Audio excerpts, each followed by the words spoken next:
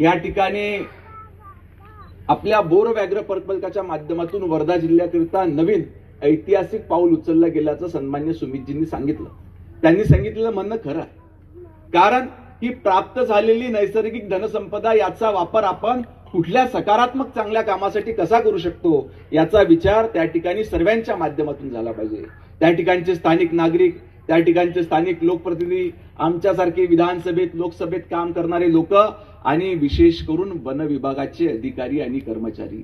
अनेक वेळेस वन विभागाच्या अधिकाऱ्यांचं कर्मचाऱ्यांचं नियोजन त्या ठिकाणी प्रॉपर नसल्यामुळे त्या ठिकाणी स्थानिक अडचणी उद्भवत असतात. अनेक वेळेस त्या ठिकाणी गावाला जाणारे रस्ते बंद होतात.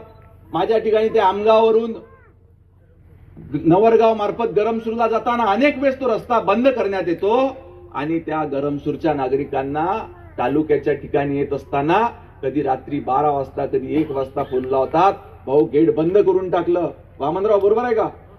हाँ बरोबर है. तो रेड्डी साहब ऐसा नहीं होना चाहिए. वो एक ही रास्ता है उनको आने के लिए जाने के लिए. वन विभाग वाले कभी कभी अपनी मनमानी करते हैं, उनको अड़ा के रखते हैं. ऐसा नहीं होना चाहिए. सर्वांना सारखा न्याय मिळाला पाहिजे. त्याच पद्धतीनं वन विभागाला अजून एक सूचना दिसतो, इथं येणारा वाघही सर्वांना दाखवला पाहिजे. नाही तर फक्त भाजपवाला आला म्हणून वाघ दाखवला, बाकीच्यांना वाघ न दाखवलं, अस्वल दाखवलं, त्या ठिकाणी दुसरा अजून काही दाखवलं, पण सर्वांना वाघ पाहण्याचा अधिकार सर्वांना आहे. म्हणून माझी वन विभागाला सूचना आहे का कुठल्याही पक्षाचा कोणीही माणूस हो त्याला सर्व प्राणी सारखे त्या ठिकाणी दाखवले पाहिजे, अशी सूचना सर्वांसमोर मी या ठिकाणी प्रशासनाला करतो, जेणेकरून कुठलाही भेदभाव त्या ठिकाणी राहू नये. पुन्हा एकदा आपण एका वेगळ्या दिशेनं या क्रांतिकारी निर्णयाकडे वळलेलो आहे आणि निश्चितपणे या पर्यटनाच्या माध्यमातून वर्धा जिल्ह्यामध्ये